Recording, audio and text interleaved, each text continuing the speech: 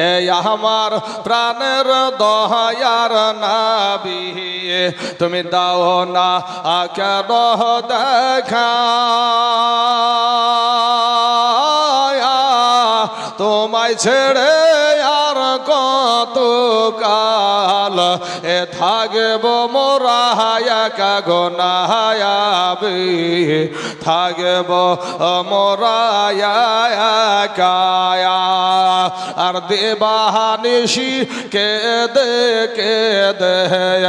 আর দেবানিশি কেঁদে বাবারে হলাম পাগল পাহারা কেউ জানে না কাঁদি কেন গো কেউ জানে না কাঁদি কেন গো আমরা যে কি হারা গোনায়াবি আমরা যে কি হারায়া আর শোনো রে আকাশ শোনো রে বাতাস আর শোনো রে আকাশ শোনো রে বাতাস হারাইলাম মোর নাবে এ জীবনে দেখিব একবার তোমার নূরের ছবি সুবহানাল্লাহ তোমার নূরের ছবি আর গোলাপ হইয়া ফুটলে গো তুমি আর গোলাপ হইয়া ফুটলে গো তুমি সদর করা এসে বহনে সূর্য হইয়া রইলা তুমি আমার ভাঙা প্রাণে গনায়াবে আমার ভাঙা প্রাণ কতই কষ্ট দিয়াছিল কতই আঘাত দিয়াছিল ওই হাবশী দেশের মানুষ কতই যন্ত্রণা সইলেন বেলাল হয়ে গেলেন বেহোশ হয়ে গেলেন বেহোশ তবুও বেলাল ছাড়েনি গো কোরআন তবুও বেলাল ছাড়েনি গো কোরআন ছাড়েনি আমার নাবির নায়াম আমার প্রাণের দয়ার নাবি গো লেন মোদের হাজারো সালাম হাজারো সালাম বাবারা আমার পর্দার আড়ালের মা খালা গো শোনা জানাজ রাতের বেলা মা এই দুনিয়াটা কিছুই না রে মুমিন এরে আমার আল্লাহর গোলামের দল মাস্তানি করিও না রে ভাই যৌবনের বাহাদুরি দেখায়ও না এই দুনিয়া থেকে কোন দিন জানি আপনাকে দুনিয়া থেকে বিদায় নিয়ে কবরে যেতে হবে ও যুবক ভাইয়েরা আমার ও সোনার যুবকেরা আজকে এই জায়গাতে কত সুন্দর একটা জায়গা পাড়া আছে তোমার পা গুলাকে কষ্ট দাও কেন রে বাবা আসো না ভাই আমরা একসাথে এখানে বসবো একসাথে মরবো এবং একসাথে জান্নাতে যাবো জোরে বলেন ইনশাআল্লাহ ইনশাআল্লাহ আলহামদুলিল্লাহ সুবহানাল্লাহ বলতেও যেন মনে হচ্ছে বাবাজি আপনাদের ঠুটে যেন বাবাজি ফেভিকুইক আঠা লাগাইছেন এ বাবা সুবহানাল্লাহ বললে আপনার নেকি আলহামদুলিল্লাহ বললে আপনার নেকি জায়গা মতো আস্তাগফিরুল্লাহ বললে আপনার নেকি আজকে বাবাজি দুরুদ পড়তে যে দুরুদটাও মুখ দিয়ে বলছেন না কি নিয়ে যাবেন কবরে এই দুনিয়াটা কি আপনাকে সঙ্গে দিবে তিনখানা কাফন ছাড়া আপনাকে কিচ্ছু দিবে না বাবা এটাই আপনার পুঁজি এই ভাইজান এই ছেলে গল্প করলে সাইডে যে করো ভাই তোমার আওয়াজটা এখানে আসছে ভাই আল্লাহ আমার যুবক ভাইদেরকে হেদায়াত দান করুক সবাই বলেন আমিন ভাই আমার সোনা কথায় কথা আসলো বাবাজি। আজকে তাকিয়ে দেখো ভাই, গোটা মুর্শিদাবাদ জেলাতে কেন ইন্টারনেট বন্ধ জানো ভাই? তুমি গল্প নিয়ে মেতে আছো এখানে, মা বোনেরা গল্প নিয়ে বসে আছেন, কেন আজ মোবাইলে নেট চলে না জানেন? আমাদেরকে যে আল্লাহ সৃষ্টি করেছে, যে আমাদেরকে জবান দিয়েছে, যে আমাদেরকে চোখ দিয়েছে, যে আমাদেরকে হাত দিয়েছে, যে আমাদেরকে বডি দিয়েছে, ওই আল্লাহকে বাবাজি এই দেশের আপনার ভারতবর্ষের এই মুর্শিদাবাদ জেলাতে বেলডাঙ্গার জমিনে একটা গেট তৈরি করেছে, ওখানে আমার আল্লাহর নাম লিখে আল্লাহকে গালি দিয়েছে। তোমার মতন কালে বড় মুসলমানেরা, তোমার মতন যুবকেরা সেখানে গুলি খাওয়া পড়ে, সেখানে তাদেরকে তলোয়ার দিয়ে জবাই করা হয়, আর গল্প করতে বসেছে এখানে নাকি? বাজারে পাপড় খেতে এসেছো, লজ্জা লাগে না? কবরে যাইয়া দেখো, বাঁশের লাঠি রেডি তোমার জন্য। আল্লাহ হেদায়াত দান করুক, সবাই বলেন আমিন। কোন ভাইকে আমি আঘাত দিতে চাই না ভাই, কারো দুশ্মন না আমি, তোমরা আমার কালেমার ভাই। কথা বলেন ঠিক না বেঠিক? আমি যদি এখান থেকে জলসা করতে গিয়ে, জলসা করে যদি বাবা রাস্তায় যেতে যেতে আমাকে কেউ যদি কোনো বিধর্মী যদি আমাকে মেরে ফেলে, আপনাদের কষ্ট লাগবে না লাগবে না? এই কথা বলেন না কেন, লাগবে না লাগবে না? এই যুবক ভাইয়েরা কথা বলেন, আপনাদের দুঃখ লাগবে না লাগবে না? লাগবে। আমরা মুসলমানের বাচ্চা, আমরা এক আল্লাহকে মানি, আমরা এক আল্লাহকে মানি, আমরা এক আল্লাহর কাছে মাথা নত করি, কোন বাতিলদের কাছে আমরা মাথা নত করি না বাবা। সোনার যুবক ভাইরা, তোমাদের পা দুখা না গায়ে দাও ভাই, তোদের পায়ে হাত দিয়ে বলি ভাই, আসো প্যান্ডেলে বসে যাও ভাই।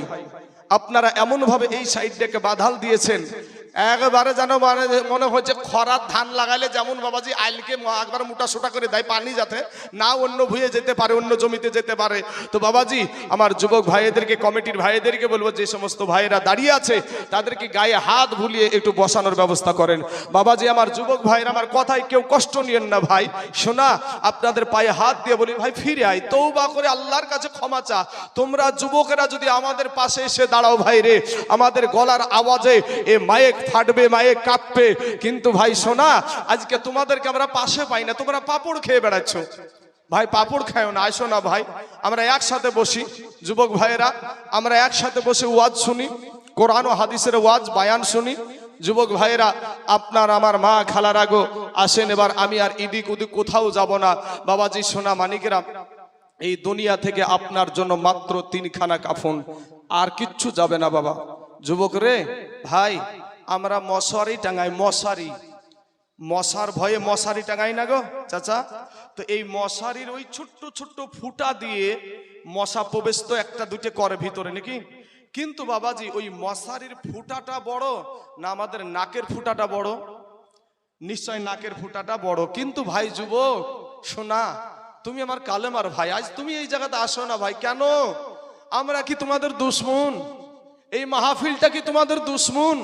তুমি তো মুসলমানের ছেলে, তোমাদেরই তো এই অনুষ্ঠান ভাই রে। আল্লাহ পাক রব্বুল আলামিন দেখেন, একটা ছোট্ট মশারির ফুটা দিয়ে মশা প্রবেশ করে, কিন্তু নাক দিয়ে মশা প্রবেশ করে না, কানের ফুটা দিয়ে মশা প্রবেশ করে না।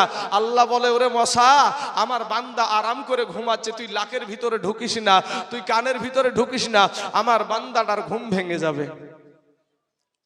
আজ সেই আল্লাহকে মানো না ভাই, সেই আল্লাহকে বৃদ্ধা আঙ্গুলি দেখাচ্ছ। যুবক, তুমি কোন নায়ক কিভাবে চুল কাটছে, সেই চুল কাটা কাটছো তুমি। আপনার ঘরের সন্তান, আমার ঘরের সন্তান সেলুনে যায় বাপ, সেলুনে যাওয়ার পরে বাবাজি ওই নাপিতকে বলছে আমাকে বান্দর কাট দেন, না হলে হনুমান কাট দেন। মাথার ভিতরে ভাই টিকটিকিও বানায় এখন। হ্যাঁ, আল্লাহর দেওয়া রং পছন্দ হয় না, দেখবেন কুত্তার লেজের মতন রং করিয়া রাস্তায় ঢং করে ঘুরিয়ে বেড়ায় মোটর সাইকেল নিয়ে, আর নিজেকে খুব হ্যামসাম মনে করে। ভাই শোনা, কবর বড় কঠিন জায়গা রে ভাই, কখন জানি তুমি দুনিয়া থেকে চলে যাবা ভাই। শোনা, আমার দিলখানা একটু নরম করে দিয়ে ভাই এই জায়গাতে এসে বসে যাও। ওরে আমার যুবক ভাইয়েরা, আমার আল্লাহ বলে খলিকল ইনসানু দাঈফা, আমার আল্লাহ বলে বান্দা রে, ওরে বান্দা, আমি তোকে দুর্বল করে সৃষ্টি করেছি রে বান্দা। ওরে বান্দা, ওরে আমার গোলাম, আমি তোকে বড় দুর্বল করে সৃষ্টি করেছি রে বান্দা। বান্দা রে, আমি আল্লাহ তোকে বড় আদর করে সৃষ্টি করেছি, আশরাফুল মাখলুকাত করে সৃষ্টি করেছি। এই দুর্বলের কারণে বান্দারে তোর উপরে আমার মায়াটাও বেশি। জোরে জোরে বলুন সুবহানাল্লাহ, সুবহানাল্লাহ। বাবা আল্লাহ বলছে বান্দা তোকে আমি বড় দুর্বল করে সৃষ্টি করেছি। খুলিকল ইনসানু দাইফা, আল্লাহ পাক ইনসানকে বড় দুর্বল করে সৃষ্টি করেছেন। এখন বলবেন কিসের দুর্বল আমরা?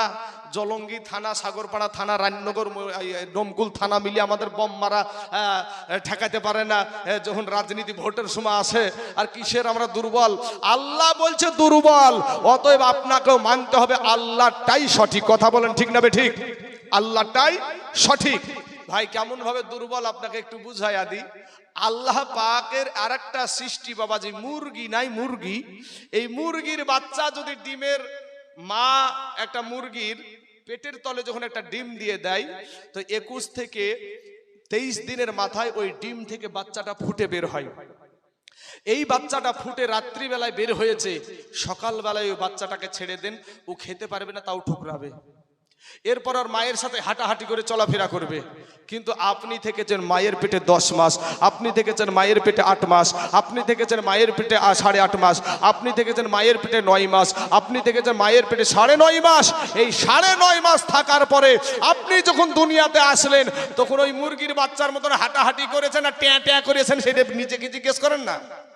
তাইলে আপনি দুর্বল না আপনি সাব্বাল এখানেই বুঝে যাবেন। যুবক ভাই, আল্লাহ যদি মশাকে হুকুম দেয়, শুধু যদি মশাকে হুকুম দেয়, তোমার আমার মাস্তানি সাইজ করে দেবে। কারণ নমরুদ বলেছিল আল্লাহকে, আল্লাহ নমরুদ বলেছিল ফেরাও ইব্রাহিম নবীকে, ডাক করে আল্লাহকে, তোর আল্লাহর সাথে ডাইরেক্ট যুদ্ধ করব। আমার আল্লাহ ওর মতন 1.5 ব্যাটারির সাথে যুদ্ধ করতে আসবে বাবাজি? আমার আল্লাহর সবচাইতে নিম্নমানের একটা সৃষ্টি বাবাজি, মশা পাঠিয়ে দিলেন।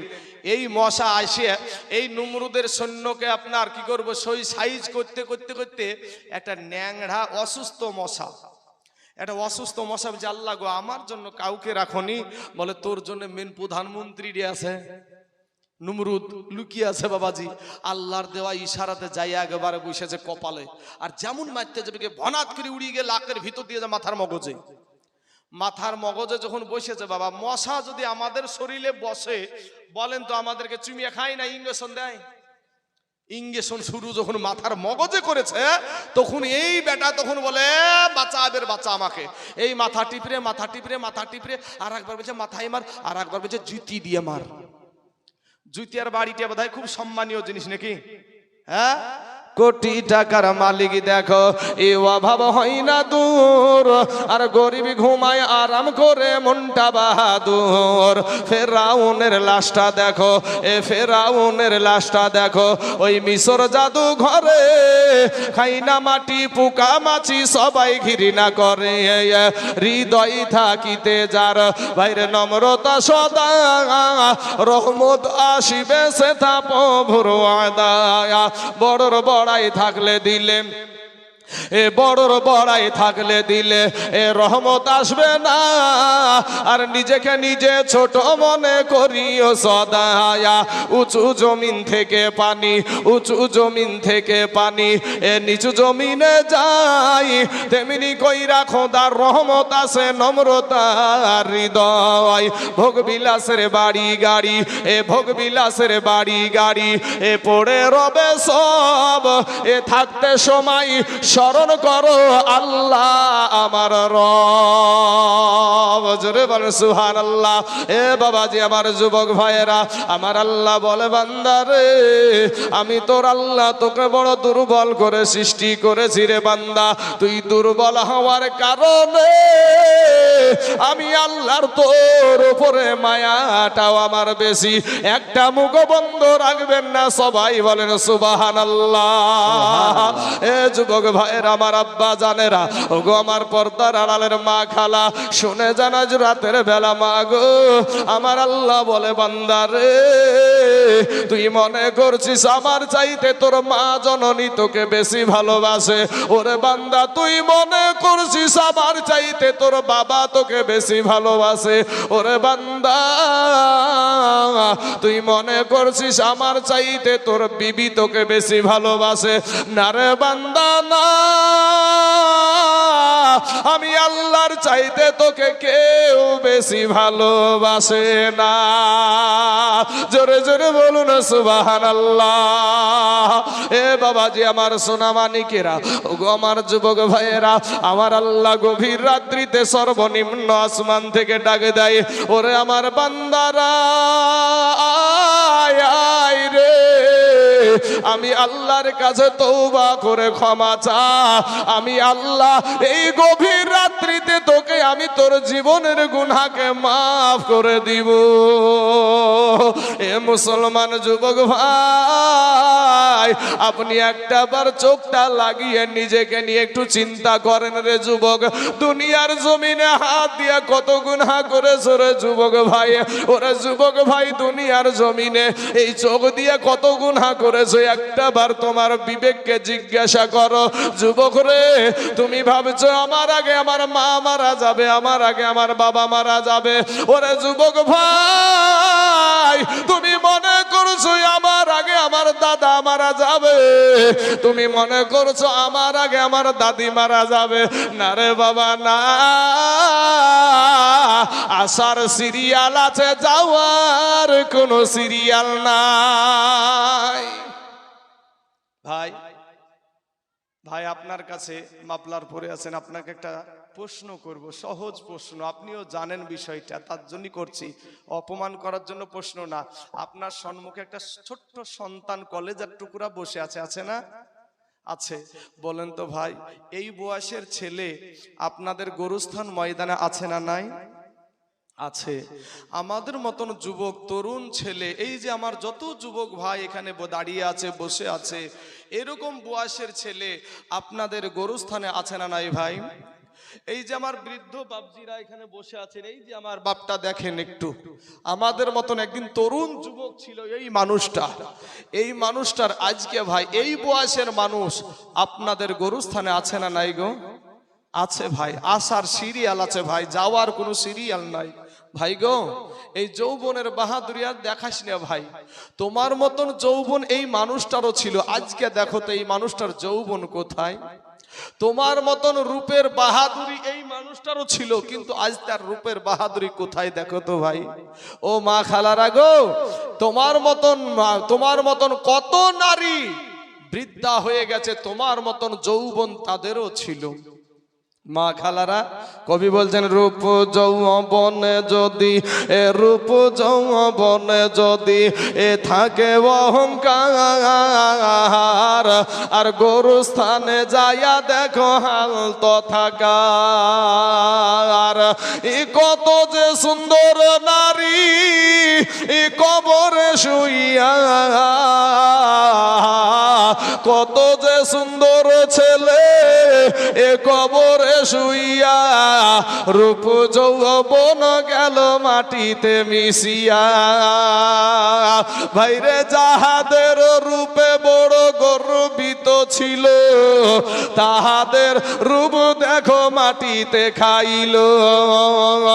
উঠাও উঠাও মাল গাড়িতে ভরিয়া, আর গাড়ি যখন ছেড়ে দিবে পস্তাবে বসিয়া।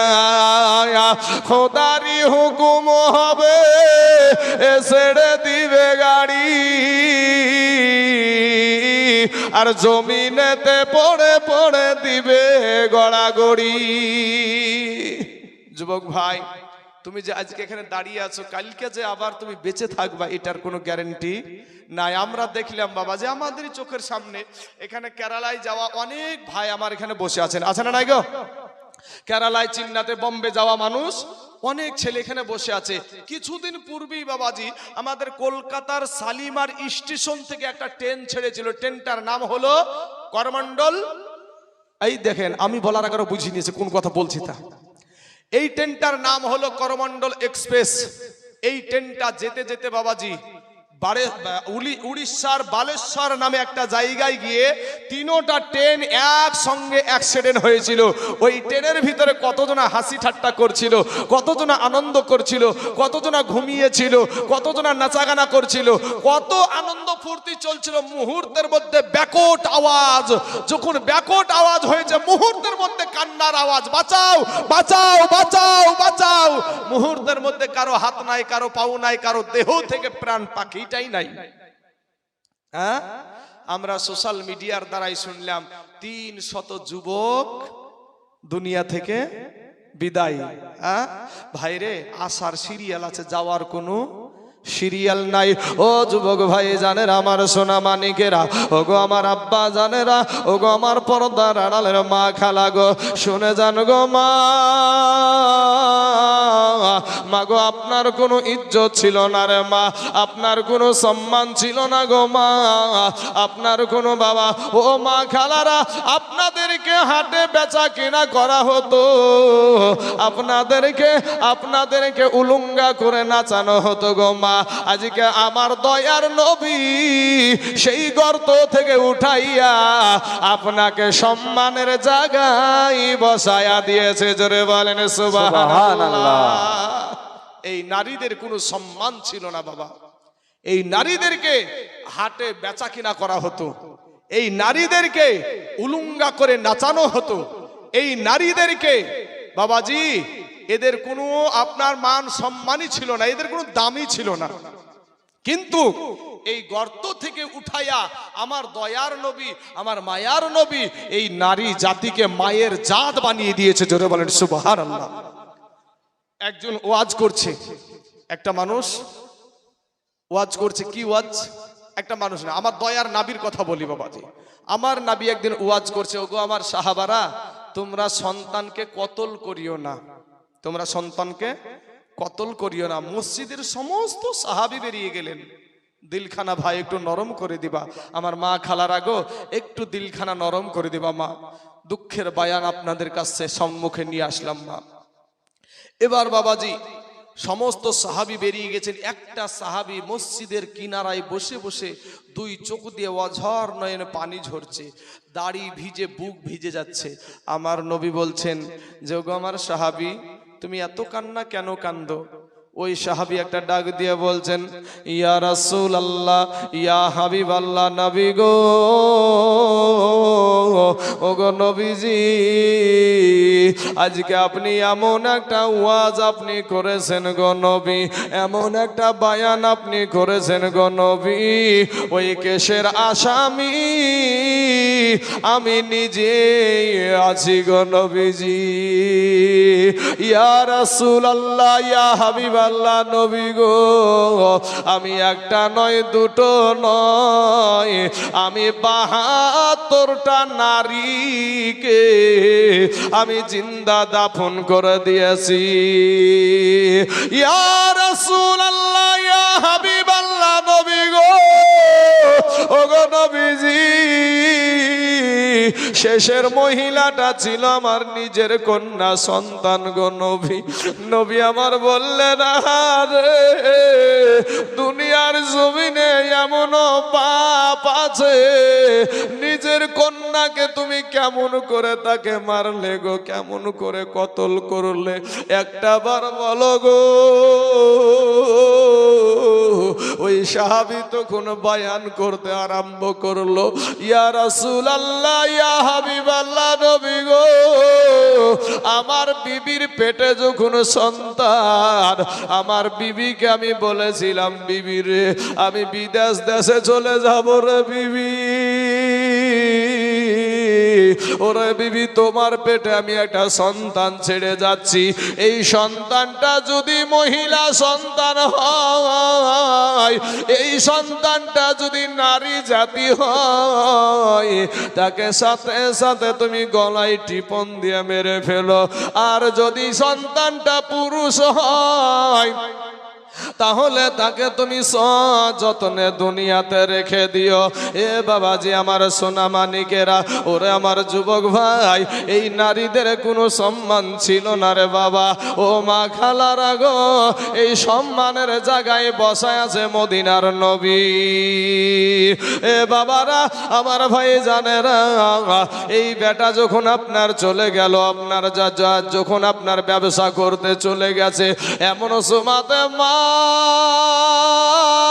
জনম দুঃখিনী মা, পেটে ধারণী মা, 10 মাস পেটে বহানি মা গো, ওই মা যখন বাবা প্রসব যন্ত্রণা উঠে গেছে, মা আমার কাতরাই গো, মাকে চার মতন বাবা জমিনে গড়াগড়ি করে, এত কষ্ট করে একটা সন্তান যখন দুনিয়ার জমিনে প্রসব করলো, মা জননী নজর করে দেখে রে বাবা, তার পেট থেকে মহিলা সন্তান দুনিয়াতে এসেছে।